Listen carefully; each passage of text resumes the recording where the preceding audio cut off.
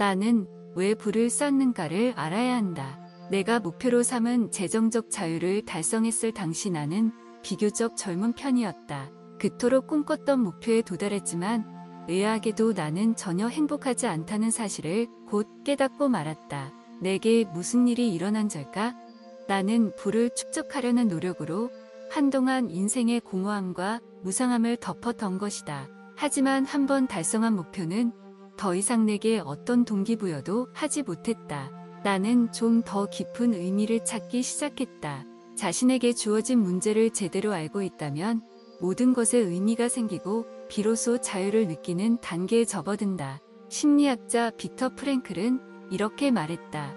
자신의 존재와 관련된 왜를 이해하는 사람은 거의 모든 어떻게를 견뎌낼 수 있다. 만약 세상에 있는 돈과 시간이 전부 당신의 것이라면 무엇을 할 것인가? 이런 질문을 스스로 계속 반복해서 묻다 보면 언젠가 해답을 찾게 될 것이다. 그리고 이미 자신에게 필요한 돈과 시간이 충분하다는 사실을 깨닫게 될 것이다. 디펙 초프라는 이렇게 말했다. 다른 누구도 가지지 못한 무언가가 우리 모두에게 하나쯤은 있다. 그것이 다른 누구도 하지 못하는 것을 당신만이 할 수 있도록 해준다. 그것을 발견해 키워나가라. 당신에게 주어진 일을 해나가다 보면 직업적 난제로 고통받는 일은 절대 일어나지 않을 것이다. 이쯤에서 당신이 고개를 갸우뚱한다고 해도 충분히 이해한다.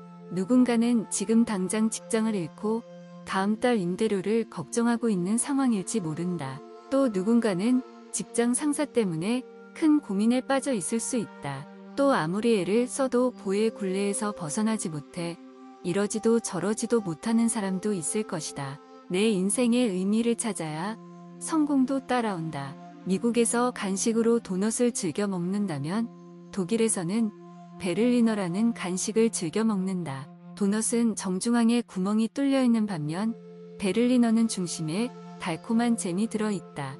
알맹이가 들어있는 베를리너와 알맹이가 없는 도넛으로 이야기를 시작해 보고자 한다. 이른바 도넛 원칙을 따르는 사람들이 생각보다 많다.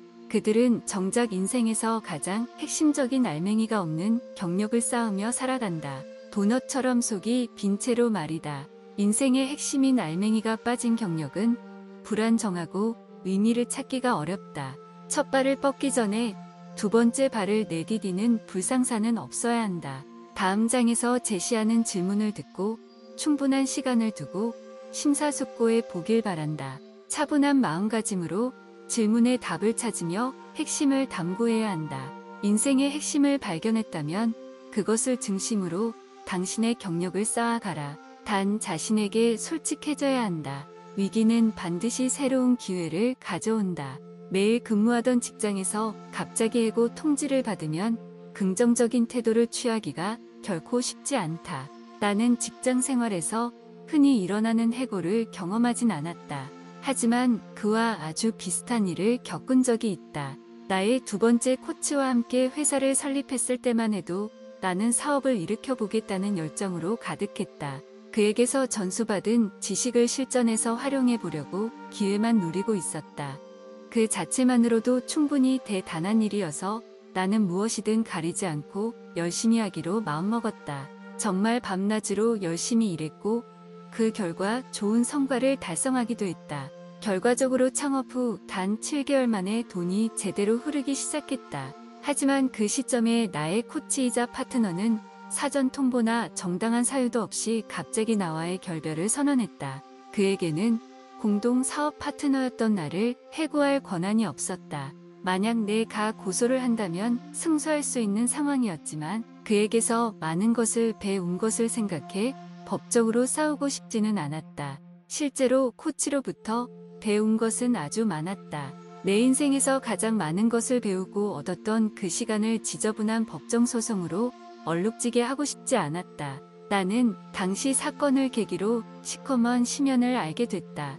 해고당하기 직전에 나는 그의 저택에 초대를 받아 오랜 시간을 머물며 유익한 대화를 나눴었다.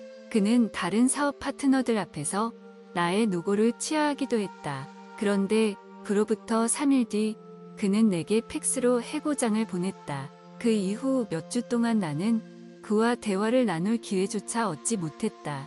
당시 나는 정리의 덫에 빠지지 않고자 무던히 마음을 다잡아야 했다. 그가 취한 행동은 분명 공정하지 않았지만 이미 엎질러진 물이었다. 그보다 나는 13살에 돌아가신 아버지처럼 대했던 그와의 관계가 깨졌다는 사실에 더욱 상처를 받았다.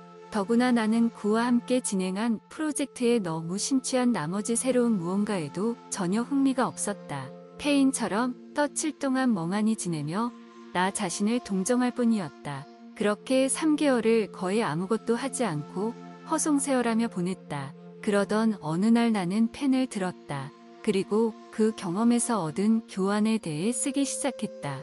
일방적인 결별을 당하고서 6주 정도 흘렀을 무렵 갑자기 코치가 전화를 걸어왔다. 그러고는 이렇게 말했다. 이제 자네한테는 더 이상 내가 필요하지 않다네. 그러니 이제 오롯이 자네만의 일을 하도록 하게나. 이후 나는 정확히 그의 조언대로 실행했다. 보도 셰퍼에 돈을 집필해 무려 수백만 부 이상 판매했고 베스트셀러 1위를 110주 이상 기록했으며 세계에서 가장 많이 팔린 책 중 하나다. 만약 당시의 상황을 겪지 않았다면 내가 그 책을 언제쯤 집필했을지, 집필 자체를 확인했을지 알 수 없는 일이다.